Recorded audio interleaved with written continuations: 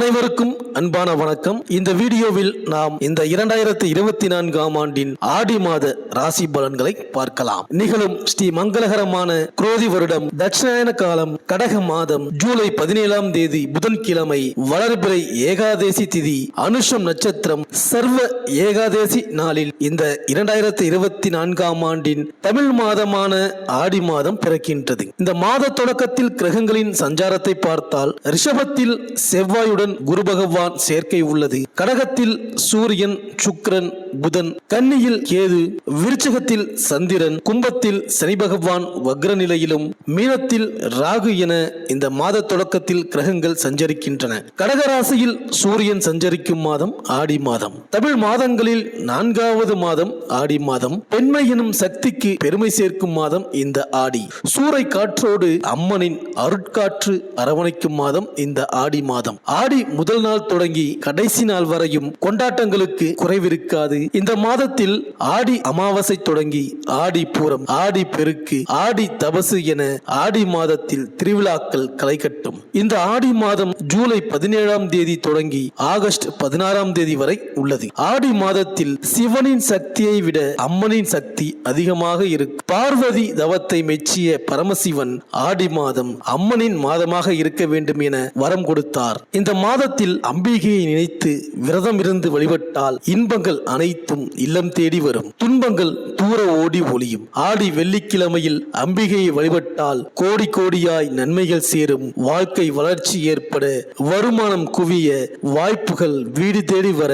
கடகத்தில் சூரியன் சஞ்சரிக்கும் இந்த ஆடி மாதத்தில் செவ்வாய்க்கிழமையும் வெள்ளிக்கிழமையையும் மகாலட்சுமியையும் பராசக்தியையும் முறையாக வழிபட்டால் குறைகள் தீரும், நம்பிக்கைகள் அனைத்தும் நடைபெறும். பொதுவாக லட்சுமி வழிபாட்டை மேற்கொள்ளும் பொழுது விளக்கு ஏற்றி குங்குமம், சந்தனம், பூசூட்டிய குடம் வைத்து தேங்காய், வெற்றிலைப்பாக்கு படைத்து இனிப்பு பொருட்களை நைவேத்தியம் செய்து வழிபட வேண்டும். வழிபாட்டின் பொழுது அஷ்டலட்சுமி வருகை பதிகம், துதிப்பாடல்கள் பாடி தீபம் பார்த்து வழிபாடு செய்தால் செல்வ வளம் பெருகும், கணவன் மனைவிக்குள் கருத்து வேறுபாடு அகலும், திருமண கனவு நிறைவேறும், எந்த கோரிக்கையை நினைத்து வழிபட்டாலும் அது விரைவில் நிறைவேறும். மேலும் ஆடி 5ஆம் தேதி கடகராசியில் புதன் வக்ரம் பெறுகின்றார். ஆடி 16ஆம் தேதி சுக்கிரன் கடகராசியில் இருந்து சிம்ம ராசிக்கு பெயர்ச்சியாகின்றார். மாதம் முழுவதும் கும்பராசியில் சனி பகவான் வக்ரம் பெற்றிருக்கின்றார். மாதம் முழுவதும் செவ்வாயும் குருவும் ரிஷபராசியில் சேர்க்கை பெற்றிருக்கின்றார்கள். இந்த கிரகங்களின் சஞ்சாரம் மற்றும் மாற்றத்தினால் இந்த ஆடி மாதம் உங்கள் ராசிக்கு என்னென்ன பலன்கள் கிடைக்கப் போகின்றது, நீங்கள் செய்ய வேண்டிய பரிகாரங்கள் என்னவென்று இந்த வீடியோவில் பார்க்கலாம். செவ்வாய் பகவானை ராசிநாதனாக கொண்ட மேஷராசி அன்பர்களே, இந்த ஆடி மாத கிரக நிலைகளை ஆராய்ந்து பார்க்கும் பொழுது இந்த மாதம் தொடங்கியதிலிருந்து உங்களது ராசிக்கு யோகாதிபதியான அன்றாட வருமானங்களை ஏற்படுத்தக்கூடிய சூரிய பகவான் உங்கள் ராசிக்கு 4ஆம் இடத்தில் இந்த மாதம் முழுவதும் நிற்கின்றார். உங்கள் ராசிநாதன் செவ்வாய் தனஸ்தானமான 2ஆம் இடத்தில் இருக்கின்றார்.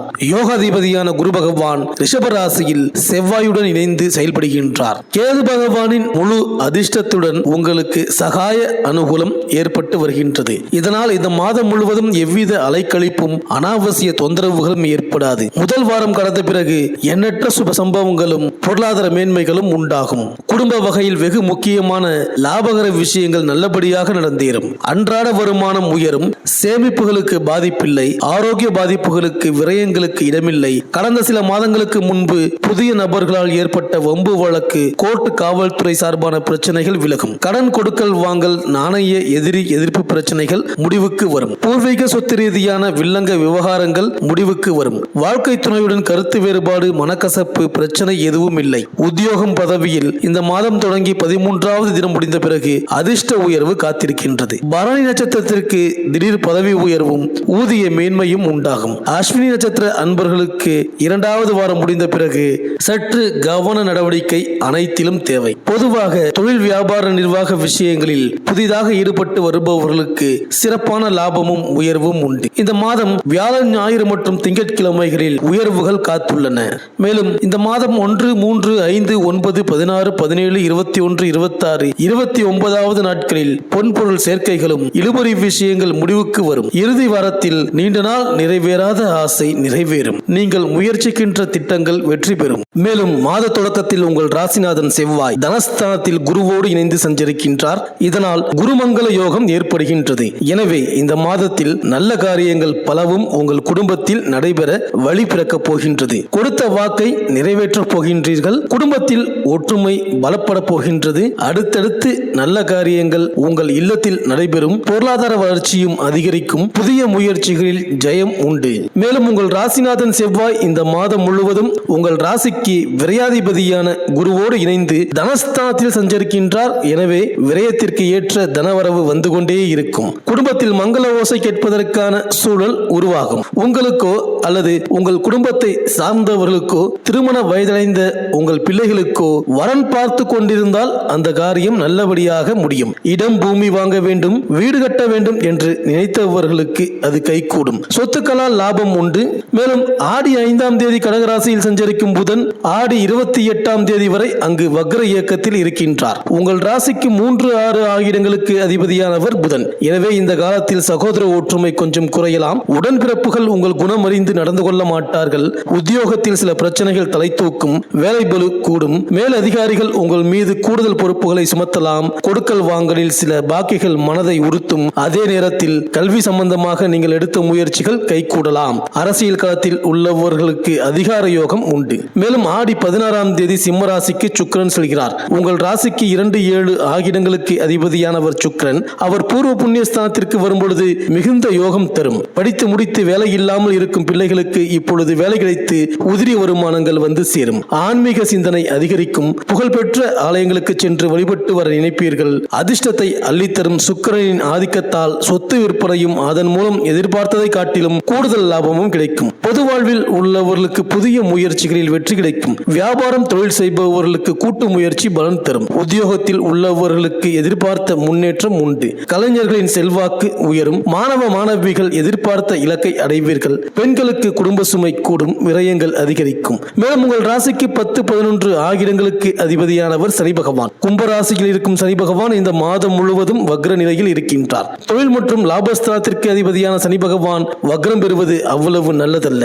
உழைப்பிற்கு ஏற்ற பலன் கிடைக்காமல் போகலாம். உத்தியோகத்தில் அன்றாடம் சில பிரச்சனைகளை சந்திக்க நேரிடும். தொழில் செய்பவர்களில் சிலருக்கு பங்குதாரர்களால் தொல்லை ஏற்படலாம். பெற்றோரின் உடல் நலத்தில் கோளாறு ஏற்பட்டு மருத்துவ செலவு ஆகலாம். இது போன்ற நேரங்களில் சனிக்கிழமை தோறும் விரதம் இருந்து சனி கவசம் பாடி சனி பகவானை வழிபடுங்கள். மேலும் விவசாயிகளுக்கு எதிர்பாராத லாப முன்னேற்றங்களை சந்திக்க இருக்கின்றீர்கள். உத்தியோகஸ்தர்களுக்கு நீங்கள் விருப்பப்படுகின்ற இடமாற்றம் அமையும். தொழிலதிபர்களுக்கு புதிதாக நீங்கள் ஈடுபட நினைத்துள்ள உற்பத்தி விஷயங்களில் தாராளமாக இறங்கலாம். அரசியல்வாதிகளுக்கு மக்கள் செல்வாக்கு சற்று குறையலாம். இந்த மேஷராசி அன்பர்களுக்கு அனுகூலமான நட்சத்திரங்கள் ரோகிணி, அனுஷம், சுவாதி, கார்த்திகை, சதயம், பூசம், புனர்பூசம், திருவாதிரை, திருவோணம். அதிர்ஷ்டமான நாட்கள் ஆங்கில தேதியில் ஜூலை 17, 19, 21, 23, 25, 27, 29, 31 மற்றும் ஆகஸ்ட் 1, 2, 4, 6, 7, 8, 11, 14, 16. இந்த ஆடி மாத